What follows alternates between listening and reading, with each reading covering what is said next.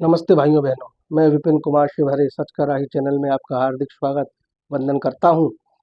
चल रही पितरों की सीरीज के चौथे वीडियो में हम बात करने वाले हैं कि किनको पितरों को पूजना चाहिए और किन किन को नहीं पूजना चाहिए।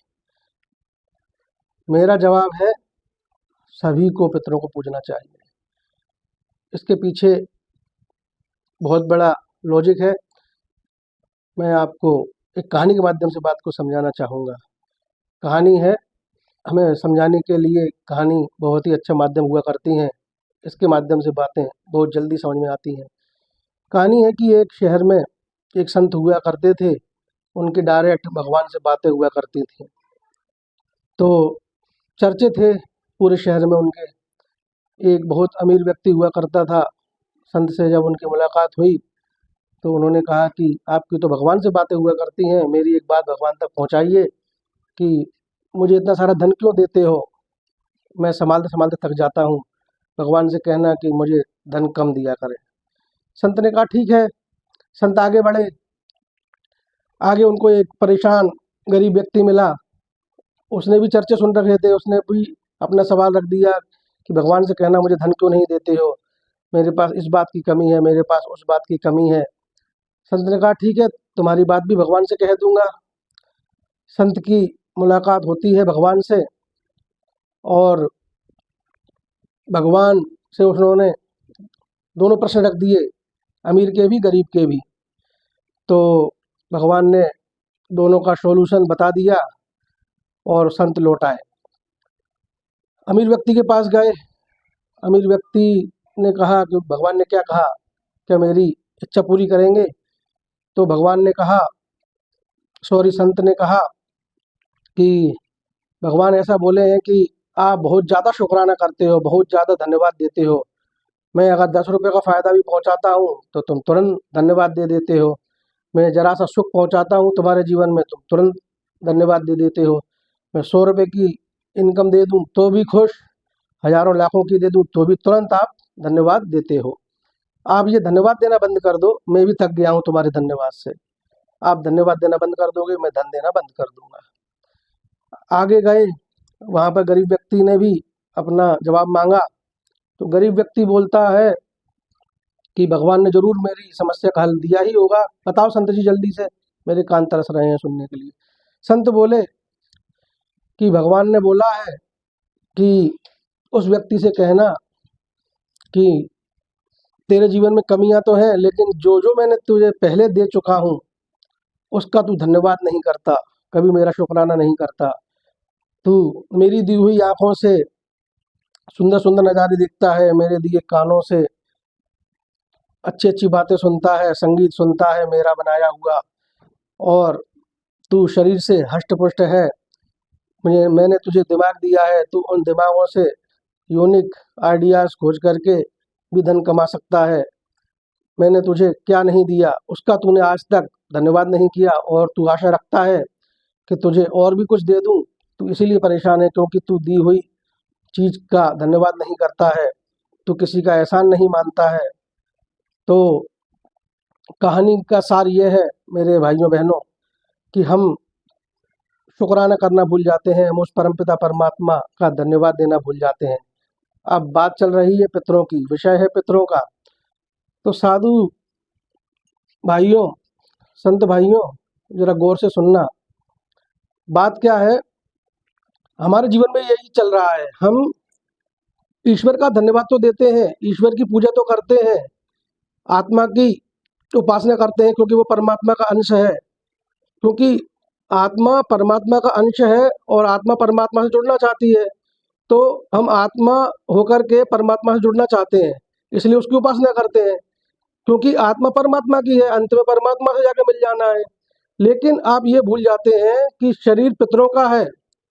जैसे आत्मा परमात्मा का अंश है, आत्मा परमात्मा की धरोहर है, ऐसे ही ये शरीर पितरों का अंश है और पितरों की धरोहर है।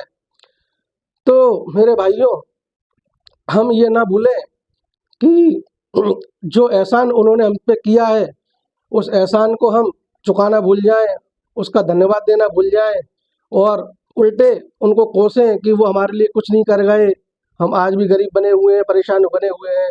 भाइयों, गरीब और परेशान आदमी इसीलिए बना हुआ होता है क्योंकि वो अपने कर्तव्य कर्मों को भूल जाता है। और बड़े से बड़े कर्तव्य कर्मों में से एक बात यह भी है कि हमें अपने पूर्वजों को नहीं भूलना चाहिए, अपने पितरों को नहीं भूलना चाहिए। अब बात आती है कि सभी को पूजना चाहिए या नहीं। मैंने कहा था सभी को पूजना चाहिए। वीडियो में अंत तक बने रहना होगा, तभी बात समझोगे। सभी को इसलिए पूजना चाहिए क्योंकि सभी शरीरधारी हैं।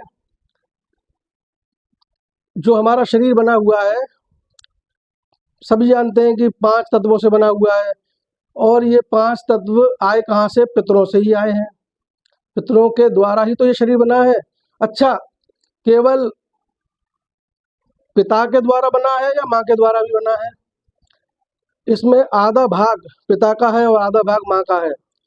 तो हम क्या करते हैं, हमारे पिता के पिता दादा को पूछते हैं, उनकी माता दादी को पूछते हैं, लेकिन हम क्या करते हैं कि आधा अधिकार तो माँ का भी है, माँ पक्ष के पितरों का भी है।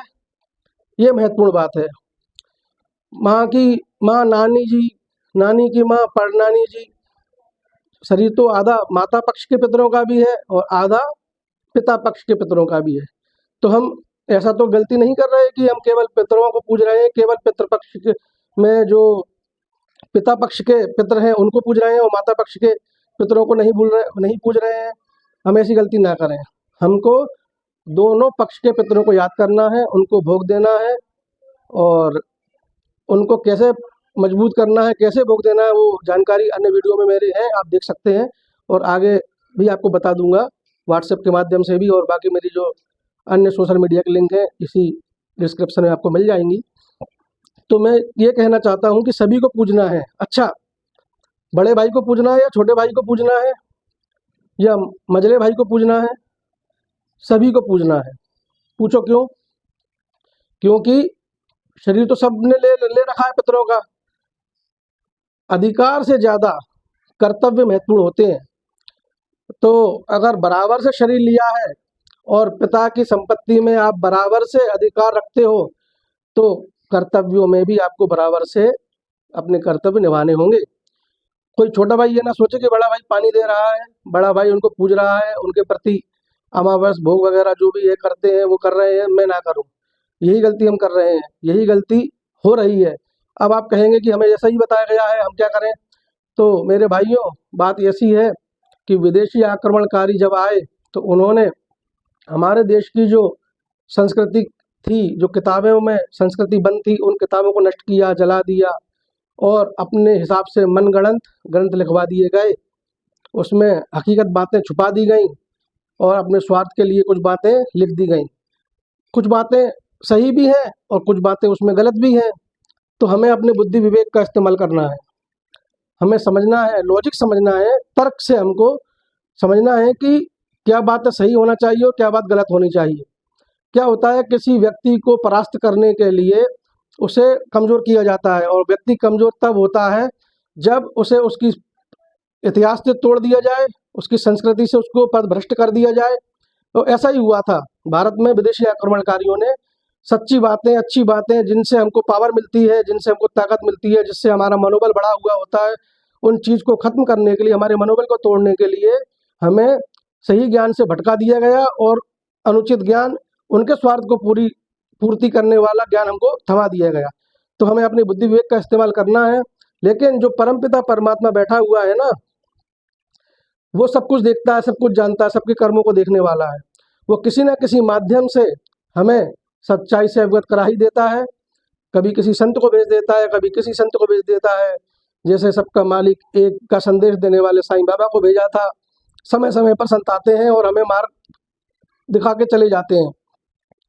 तो हमारे कर्तव्य महत्वपूर्ण है।